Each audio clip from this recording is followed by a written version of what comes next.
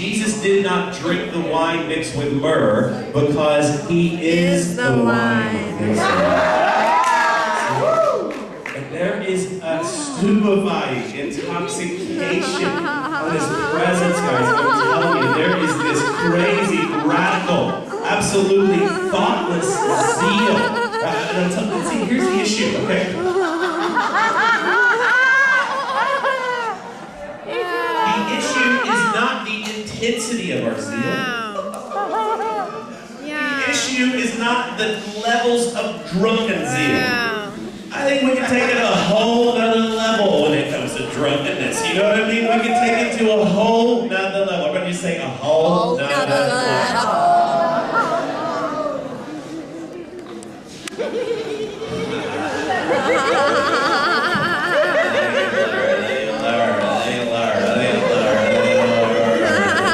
Just give your neighbor a little myrrh ID right now. Just give her a little myrrh.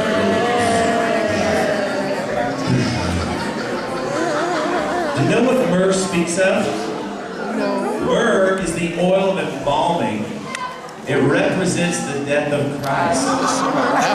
There's no heavier hit than what he accomplished on the cross. You see? He cracked all of heaven open. He poured out all of his love wine. He gave you all your Disneylands and Christmases and birthdays in one fell swoop. He couldn't give you anything more than this. We're not going to be, this next move is not going to be a more Lord. It's going to be a, whoa, hang on, Lord, you sure are. It's going to be too much. Way too much. He's giving you more than you can shake your stick at. Why is it that we always have this propensity of turning back to ourselves and our willpower to try to get something we already have?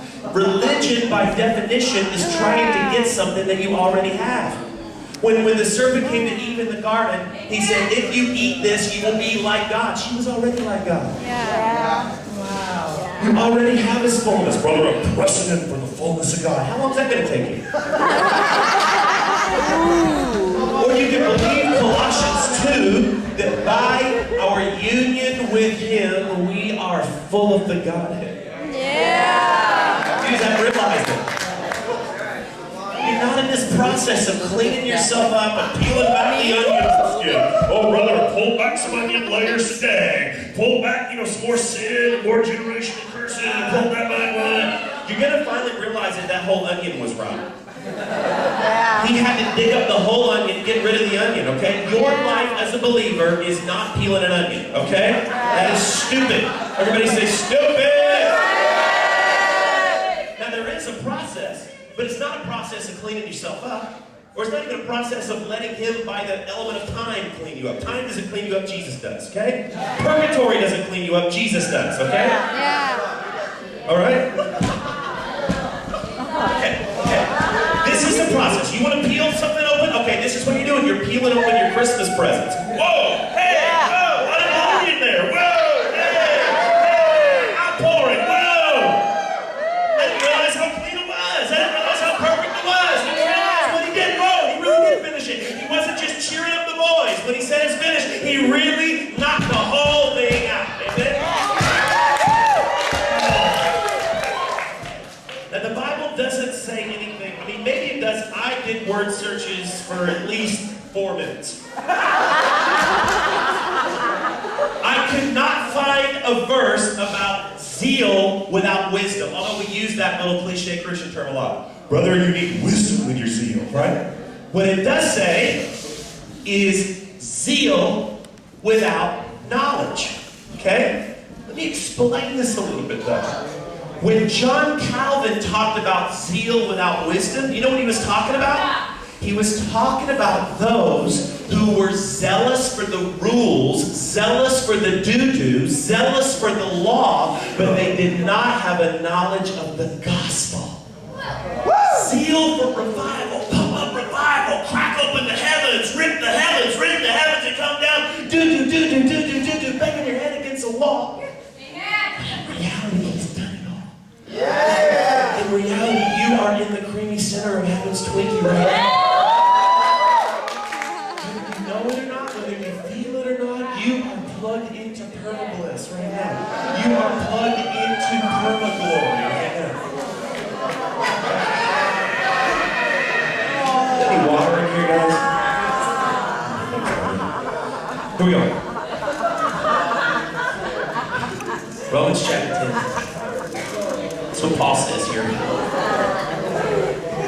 deep.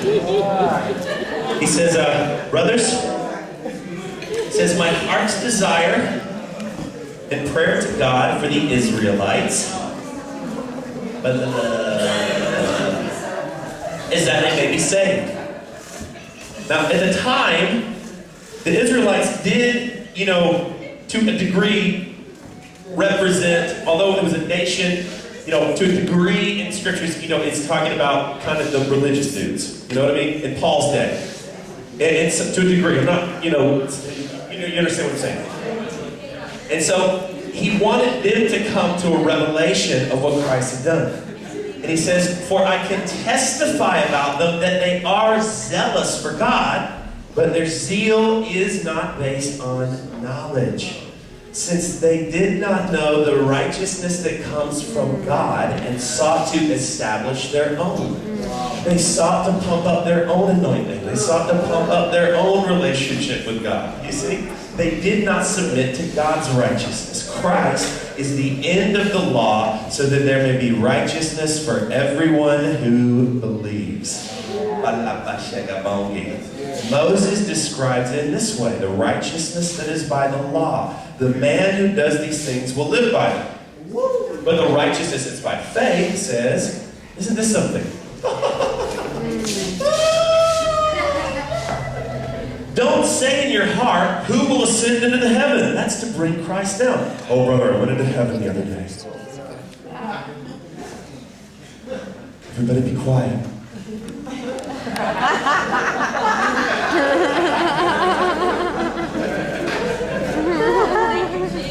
Because this is important. The Lord took me into heaven the other day. I went and I ascended, and I came back. And I went in, and I came out. And he took me into heaven. He didn't take you, but he took me into heaven. And he took me, and I came out. You say he didn't take you? Now, I'm not trying to invalidate your experience, okay? Please, nobody feel invalidated. I've already said a dirty word. I've said some of you may not believe the gospel. I really love you all. I'm just being an irritant. Okay, I love you. All right? I am not invalidating your experience. All I'm saying is that you didn't go into heaven.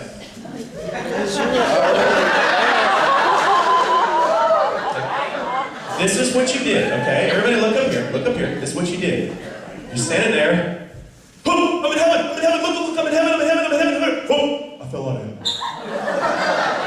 Oh, look, I'm in heaven again. I'm in heaven again. Look, I'm in heaven. Oh, I came out. You didn't go into heaven, out of heaven, did it? You just realize where you've been the whole time. That's right. The saints were home before they started. He is the Lamb that was slain from the foundation of the world. You have been in his heart and his imagination. He died for you before your mom and dad ever got together back in 1964. I'm telling you, you came from the glory, you are in the glory, and you're going to the glory, all right? You are in heaven on earth at the same time. You are a heavenly people. You are accessing both realms at once. It is by no effort of your own. This is effortless, complacent Christianity. And God is sick and tired of us boasting in what we've done, boasting in what we can do, boasting in ourselves. Amen? She don't like a monkey, but I know that this kind of message doesn't sell very well.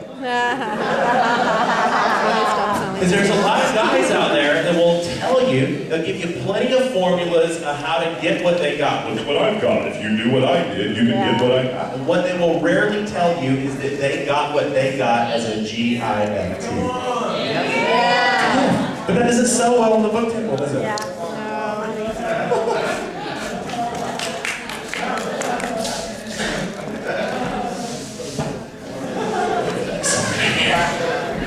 Colossians chapter 2. Colossians chapter 2. Just take your Bible, just take a big hug.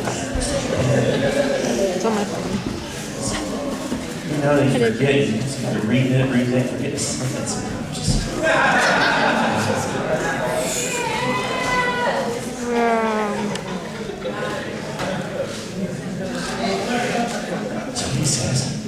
1 Corinthians chapter 1, verse 19, he says, "For it is written, I will destroy the wisdom of the wise.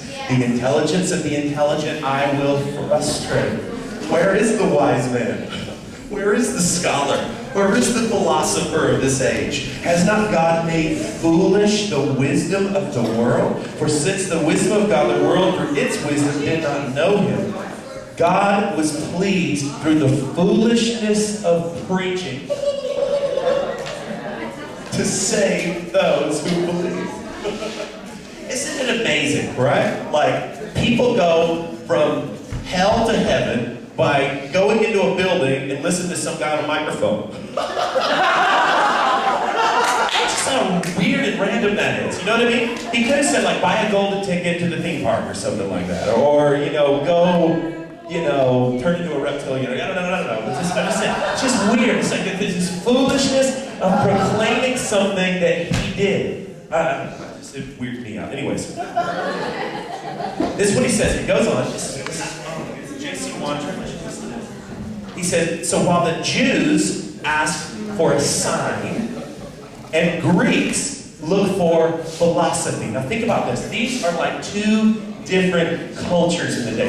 He's not just talking about Jew and Greek like races, okay? What he's talking about here, like Jew could represent like Eastern culture. You go to any Eastern culture, you go to India, you go to Africa, they love signs, wonders, miracles, right? You go to India, you see miracles popping all over the place. We just ripping out of wheelchairs on the streets, not even in the meetings, not even it's just easy, it's just nothing. You just show up, boom, miracles happen. There's a proneness to the supernatural. People are open to the supernatural. Go to Africa, people are open to the supernatural. Eastern cultures, people are open to the supernatural. The Jews look for signs. What signs, wonders, miracles, right? The Greco-rationalistic, Hellenistic, reason-based Western culture, they want philosophy, they want teaching, they want PowerPoint messages, they want a good seminary student, they want books, they want to be able to highlight it with their pink highlighter.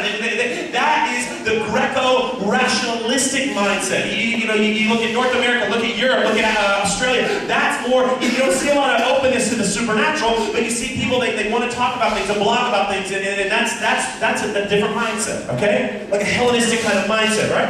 And neither one of these is wrong. Some people try to make out like one is wrong and the other is right. It's not that either one is wrong or right, but that's not what we're preaching. We preach Christ crucified. A stumbling block. A scandalon. Listen to this. Now hang on a second. This is not just people groups in the world. Think of this. Think of within the church, you have both of these mindsets in the church. You have charismatics who want signs, wonders, miracles. Oh, we've got to get this guy in because he can make water shoot out of his fingertip.